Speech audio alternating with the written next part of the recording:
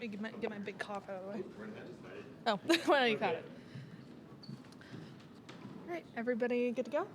Good. Awesome. Well, here with our most recent LPGA Tour winner, Gaby López, in the press room at the Kroger Queen City Championship presented by P&G. Gaby, what a win. What a moment. I'd never seen a Gaby roar in person, so that was pretty cool on 18.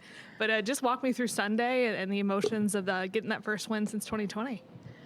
Yeah, very exciting to be able to finally kind of close it out.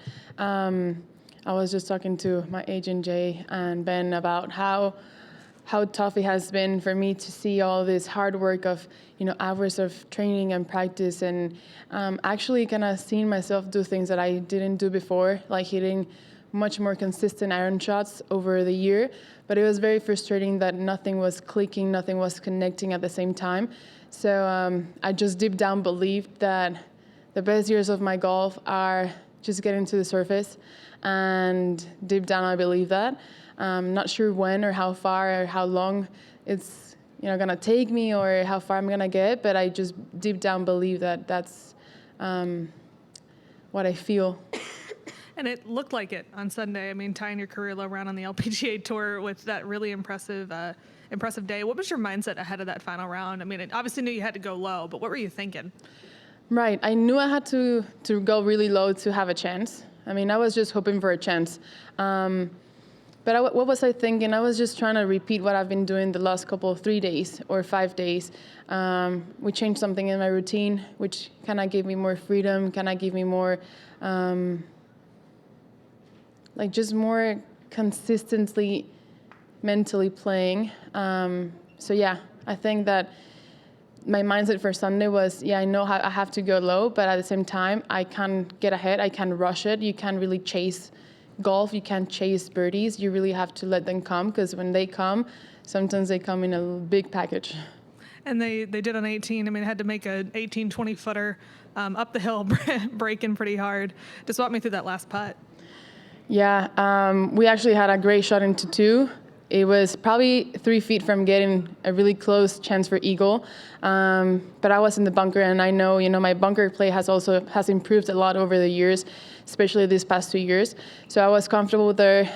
We got up and down from a lot of bunkers during the week, so not very too worried. But when I was standing on the bunker, I saw 2 balls. One was on an upslope, and one was like a little bit on a downslope, and I was really hoping that mine was on an upslope. We get there, and mine is the one that is behind. So I still was like, you know what, no worries, we can still get up and down. I did over-exaggerate the movement I really wanted to bring into the shot, because I was really low in the bunker, and I knew I had to hit it high to get it close. So I got a little too peaky there, but I got myself on the green, and I told myself, hey, you have another chance. And exactly on that putt, on that routine, from past experiences, I have been kind of rushing and trying to get just the shot done. So in that moment, I said, just slow down. This is exactly what you work for. This is exactly what you want. You want a chance for this. So yeah, I really took my time. I got my caddy to read the putt. And I just felt that it was a great moment for me to be able to embrace what I've been putting on, the last couple of years with all the hard work. And coming here this week, obviously got to give you a lot of confidence, especially as we head into the last few events here this season. Being in Cincinnati, I'm not sure, have you been to Cincinnati before? No, first time. First time, but first time with this event as well. I mean, just how excited are you to get back out there and kind of continue what you found on Sunday? Yeah, I'm really excited to kind of keep the momentum. I feel that, having a brand new tournament just brings more energy and more excitement to the tour. You never know what's, the course going to be like, but what I've seen out here, it looks like a great golf course with amazing conditions. The clubhouse is amazing. Just the great company that is behind Kroger, and all the other sponsors that are putting all the effort, time, money, interest in supporting women's golf. It just means the world to us, and honestly, it's just really exciting to be able to be back and just compete for the first time in Cincinnati. Back for the first time in 33 years. Just going to turn it over to the room here. And if you're on the Zoom, just let me know in the chat if you have a question, and we'll call on you. But for now, Steve? Gabby, you spoke openly about the mindset and your change in mindset to get you over the hump.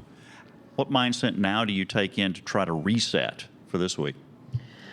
It's been hard being able to reset, kind of cool myself down because, as you can see, I'm a very fiery player out there. I really have a hard time to calm myself in the golf course because I know I get pumped up. I have this Latino fire that sometimes it's a great thing and sometimes just gets me a little bit off. But yeah, I've had terrible past 2 nights. Really, very exciting. But I talked to my psychologist, I talked to my coach today, and I'm ready to start from zero. Because at the end of the day, it's a brand new tournament. It's another opportunity, and we all start from zero. But I do have this backpack of confidence that brings me on, and it doesn't have to be perfect. The conditions will not have to be perfect for us to play a great tournament, to pull out that 8 under through those kind of foggy, kind of misty and like rainy conditions, which certainly it wasn't comfortable, but just embracing that, whatever is inside of me is more important than whatever is outside. And you mentioned the ball striking, particularly with your irons. From an outsider's perspective, it appears as though the driver has been one of the biggest changes. Is that wrong? No, but I think that also, for the past 2 years, my driver has been like really, really good, has been long and has been straight. But this year in particular, yes, my driver has been off. Sometimes, coming from an injury, I had a neck injury and a wrist injury, and that really kind of got me a little bit of impatience and frustration, not being able to see myself as long as I was last year or as accurate. So yes, I've been struggling with my driver, but I feel that now with more consistency on my irons and my wedges, I've been able to just transfer that into my driver and know that it really doesn't have to be so long as I think it has to be, right? As long as it's straight and you gotta, impact the middle of the golf club, you're gonna be just fine. And just speak a little bit about those injuries. Obviously, we didn't see the Gaby we're familiar with earlier this year because of those. How much effort and time has it really taken you to bounce back and get yourself in that condition where you feel like you can win? It's been tough. It's been dark. It has been negative. I've been not myself outside the golf course because I've been impatient. I've been frustrated. And, at some points it just gets in your head. Am I going to be able to win again? Am I going to be able to compete? And I just feel that, this past weekend just proved myself that I'm not only a great player, but I'm a great competitor. You mentioned your swing coach, Horacio, and your psychologist as well. Is there anybody else you're really leaning on in those dark moments to help get you through? Oh, too many people. I mean, it's really hard to call them out. But first of all, my family, they have been rock bottom, and they have been just the base of everything. Of course, my coach, and recently probably more closer to me has been Steven Yellin, someone that has been next to me for the past 8 years. But he came actually to Toledo for 3 days for my preparation, and I really think that he made a big impact. I feel like when a lot of people win, they're not always inclined to play the next week. I mean, like you said, it's been a couple of crazy days. Obviously wanted to celebrate it and really soak that in, but how have you been working on your recovery to kind of get yourself ready for the challenge of a new golf course, new tournament? Right. Actually, I have this sort of life coach nutritionist that helps me to get my life back in track or structure, because sometimes we get so many things over your schedule that it's hard to put everything in order, and she's been telling me you gotta take care of your hydration because for the amount of hours that I'm spending not only in the golf course but on the heat, and my body is like just working too hard for calm those emotions down. Hydration has been key, just eating well, clean, and try not to stay up too late, but that has been a little hard. I was going to say, tell me what the celebrations have been like, if you don't mind sharing.